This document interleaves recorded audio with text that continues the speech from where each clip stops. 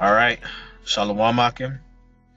This is the brother lawyer Shamar. from GMS Miami Camp, giving all praises to Yahweh, Ba'ashem, Yahweh Shai, double honors to the elder apostles of Great Millstone, and salutations to the Akim out there, the elect of the nation of Israel, the Israel of God, pushing the word of the Most High in truth and sincerity throughout the four corners of the globe.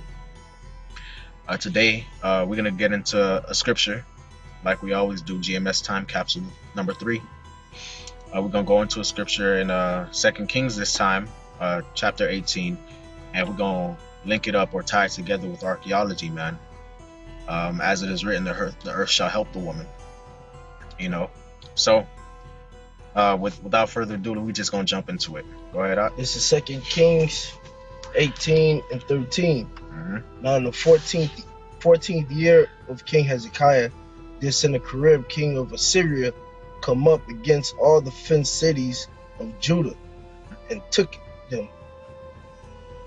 And Hezekiah, king of Judah, sent to the king of Assyria to Lachish, saying, I have offended. Return from me. That which thou puttest on me will I bear.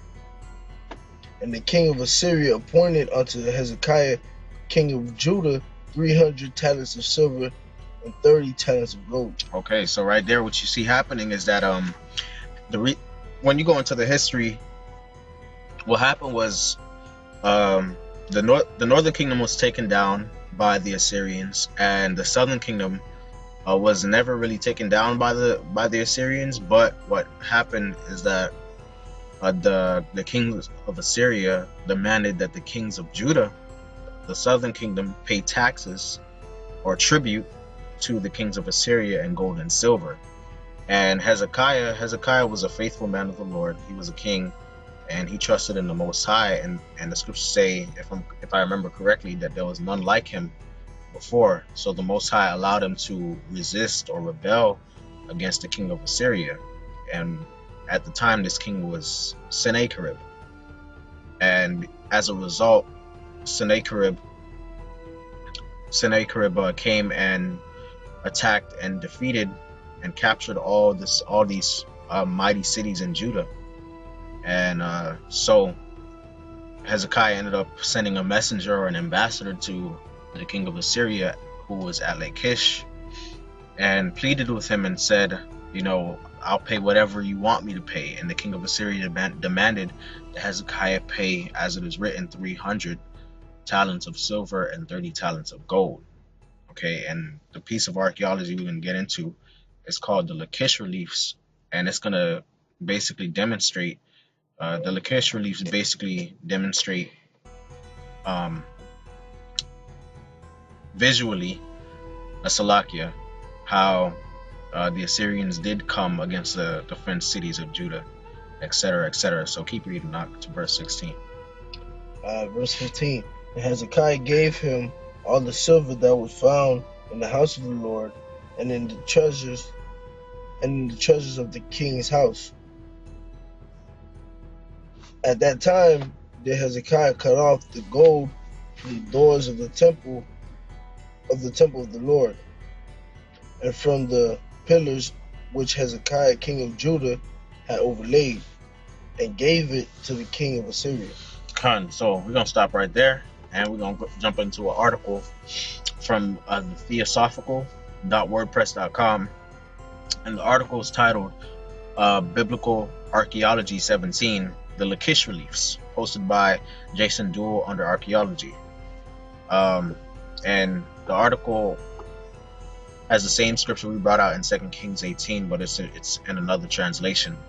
And here you have visually depicted the Lachish reliefs in the British Museum, and it shows the conquest of these fortified cities in Judah.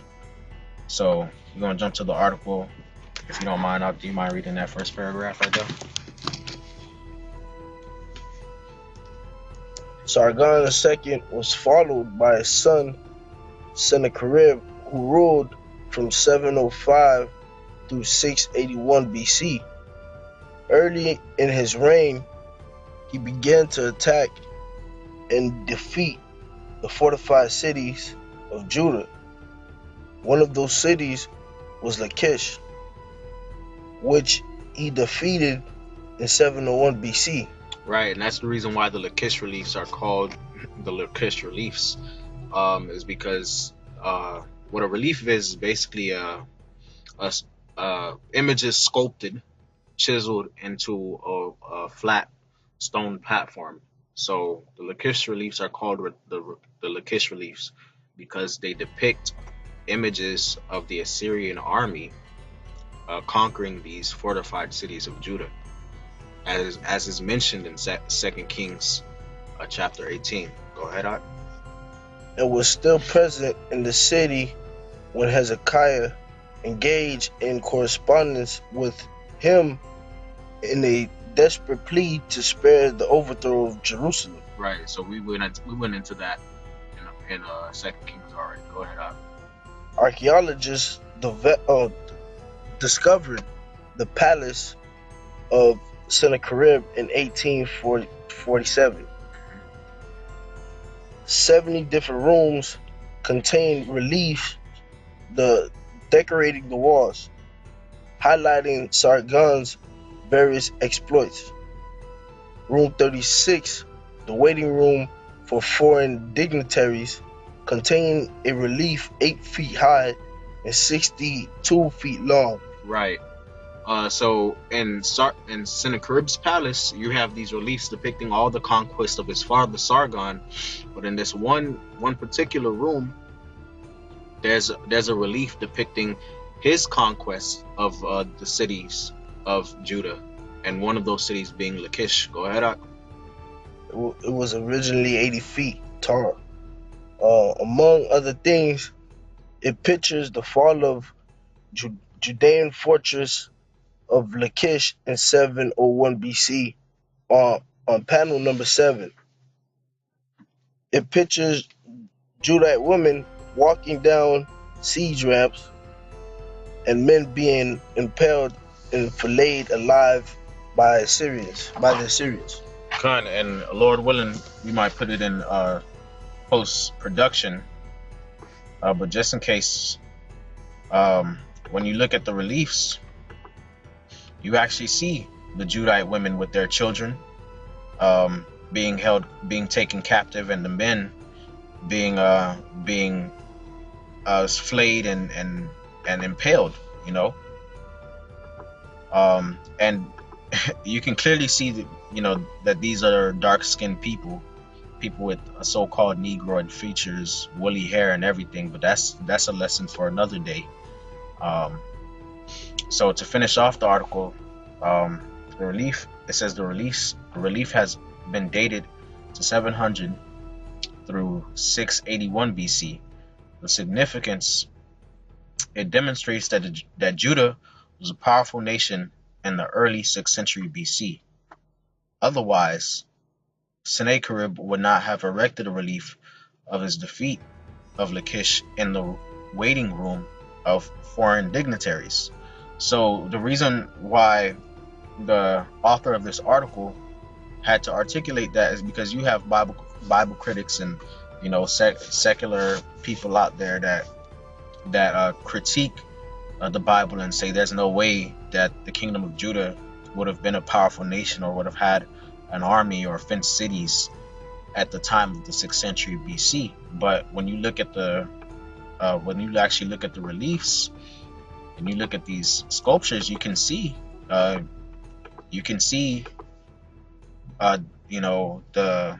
Assyrians coming and trying to take down Judah and the Judean cities, and you can see the Judites shooting arrows back, etc., etc.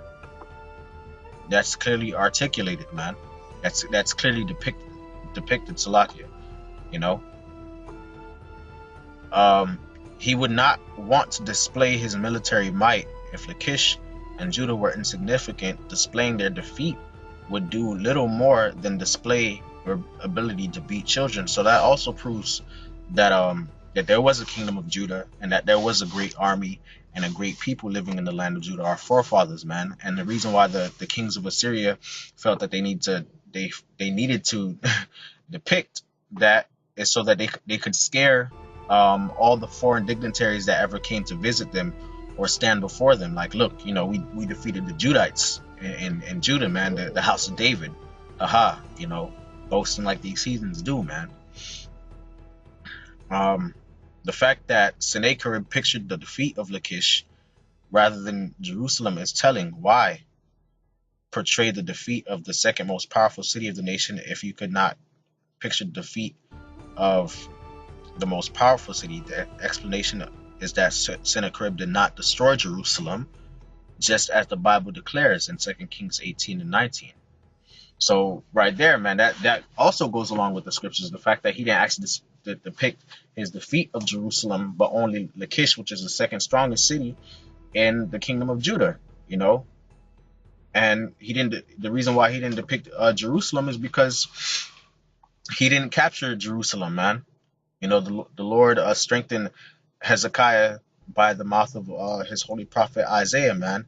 And, you know, basically we we laughed the Assyrians to scorn, you know. But that's probably going to be the next the next the next time capsule going into Sennacherib, man, and the history that goes in with 2 Kings 18:19 and if I'm correct, Isaiah chapter 37 and 38, man.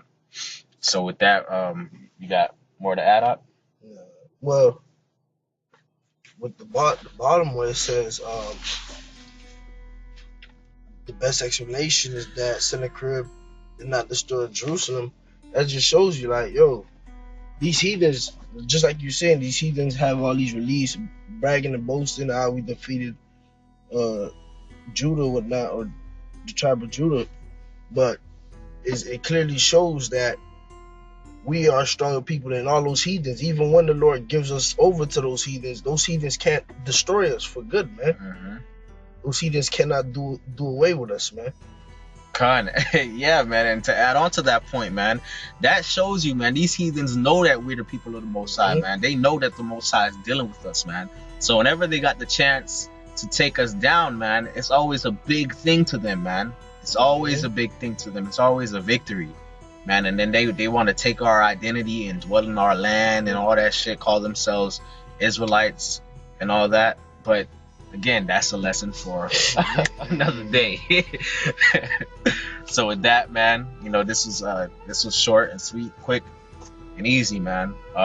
So with that, again, this is Brother Lawyer Shamar from the GMS Miami camp, giving all praises to Yahweh, Lashem, Yahweh Shai, double honors to the elder apostles of Great Millstone, our teachers, the elders of all Israel, and salutation to all the Akim out there around the four corners of the globe, the teachers and the prophets, the men of the Lord, and the believers in Yahweh Shai, who believe in Yahweh Shai in truth and in sincerity, and will follow him wherever he leads them.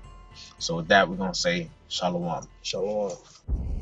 In the year 701 BCE, Sennacherib, king of Assyria, led a vast army against the kingdom of Judea. King Hezekiah, who had rebelled against the Assyrian Empire, now confronted the world's greatest war machine. The Assyrian army was powerful and extremely well organized. It was composed of a hierarchy of officers, professional soldiers, and specialized forces, cavalry, archers, infantry, and engineering corps.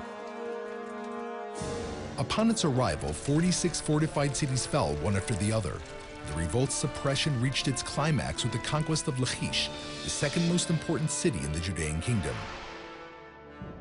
In his prophecies, the prophet Isaiah warns, "Now therefore behold, the Lord brings upon them the waters of the river, strong and many, the king of Assyria in all his glory, and it will rise over all its channels and go over all its banks. And it shall pass through Judah, it shall overflow and go over, it shall reach even to the neck." Sennacherib boasts of his successes in war, and especially of the conquest of Lachish. He orders the carving of a 12-meter-long relief depicting the city's conquest. The relief panels were displayed in Sennacherib's palace in Nineveh and were only uncovered 2,700 years later. They are currently exhibited at the British Museum in London. The relief accurately portrays the operation of the Assyrian war machine, from the Battle of Lachish to the parade of war captives in front of Sennacherib's throne. Depicted in the panels are huge siege machines that enable the army to break into the besieged city, as well as sophisticated battering rams, deadly stone slings, skilled archers, and more. They also depict psychological war tactics employed by the Assyrians to dishearten the Jewish warriors, such as displaying captives impaled on wooden spikes, skinning of live prisoners, and other horrific forms of torture. Despite all of these, the residents of Lachish fight valiantly. They are shown throwing flaming torches, chariot wheels, and anything they could lay their hands on at the heads of the Assyrian soldiers. Their efforts are to no avail, and the residents of Lachish that survived, mainly women and children, and all the spoils of war that were plundered, were exiled and forced to march humiliated before King Sennacherib as he sat reviewing them on his throne. In the relief above Sennacherib's head, there's an Akkadian inscription explicitly referring to the conquered city of Lachish.